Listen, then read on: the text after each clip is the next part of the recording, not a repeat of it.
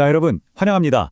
오늘 우리가 같이 파헤쳐볼 내용은요, 바로 형사사법 시스템 안에서 원치 않는 금전적 합의 상황에 부딪혔을 때 어떻게 대처해야 하는지 알려주는 아주 실용적인 법률 가이드입니다.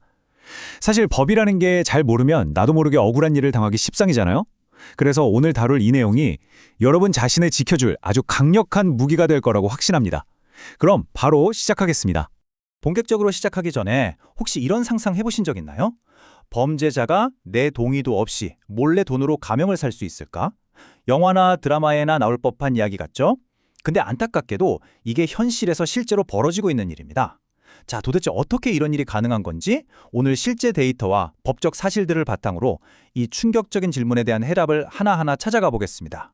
오늘 살펴볼 순서인데요. 화면에 보이시는 것처럼 제도의 탄생 배경부터 시작해서 가명을 받으려는 기막힌 꼼수들, 그리고 2025년에 새롭게 바뀐 법의 반격, 마지막으로 가장 중요한 피해자의 구체적인 두 가지 대응 방법까지 아주 핵심만 쏙쏙 뽑아서 짚어드릴게요. 자, 그럼 첫 번째 파트입니다. 1번, 제도의 배경. 이 제도가 도대체 왜 생겨났는지부터 알아야겠죠?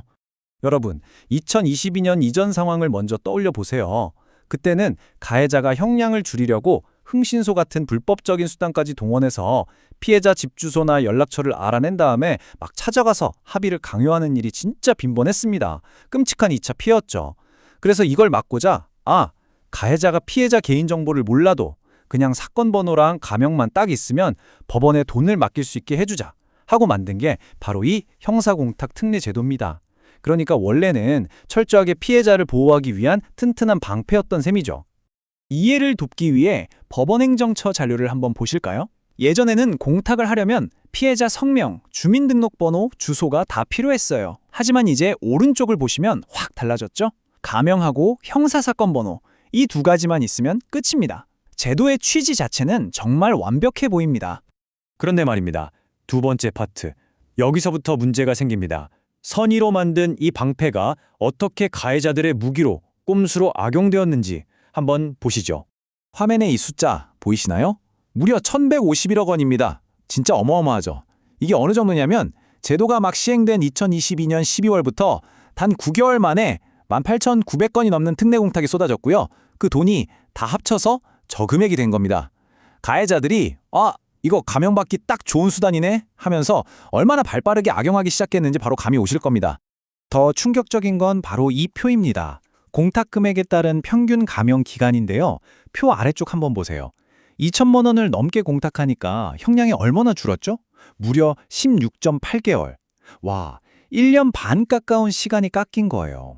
이러니까 피해자들 사이에서 결국 돈만 있으면 죗값을 깎을 수 있는 거 아니냐 하는 분노와 불안감이 터져나올 수밖에 없었던 거죠. 특히 이 두 가지 악질적인 수법이 유행했습니다. 첫째, 기습공탁. 판사가 판결 내리기 바로 직전에, 그러니까 피해자가 저 돈 안 받습니다, 엄벌해 주세요 라고 말할 시간조차 안 주고 기습적으로 돈을 찔러 넣는 겁니다. 둘째는 진짜 혀를 내두르게 하는 먹쥐공탁인데요. 공탁을 해서 가명을 쏙 받고 난 직후에 피해자가 그 돈을 찾으러 가기도 전에 가해자가 몰래 공탁금을 싹 회수해버리는 겁니다. 법이 나를 지켜주지 않는다는 피해자들의 극심한 좌절감이 정말 이만저만이 아니었겠죠. 자, 이렇게 꼼수가 판을 치는데 가만히 있을 순 없잖아요. 세 번째, 2025년 드디어 법의 반격이 시작됩니다. 이 타임라인을 쭉 따라가 보면 흐름이 한눈에 들어오실 텐데요. 핵심은 바로 2025년입니다. 법이 드디어 빈틈을 메웠습니다. 이제 판사는 판결을 내리기 전에 의무적으로 무조건 피해자의 의견을 들어야만 합니다. 얍삽한 기습공탁이 더 이상 안 통하게 된 거죠. 거기다 피고인이 무죄를 받는 아주 이례적인 상황이 아니면 한 번 낸 공탁금은 절대 맘대로 뺄 수 없게 법으로 쾅쾅 못을 박아버렸습니다. 골칫거리였던 먹튀 공탁을 아예 원천 차단해버린 겁니다. 그럼 지금부터는 실전입니다. 네 번째 파트. 만약 여러분이 피해자의 입장이고 난 절대 합의할 생각 없이 엄벌을 원한다면 이렇게 하셔야 합니다. 난 돈 싫어, 죗값 치르게 할 거야 생각하셨다고 해서 그냥 가만히 계시면 절대 안 됩니다. 아무 말 안 하고 있으면 재판부에서는 가해자가 낸 돈을 거절 안 하네?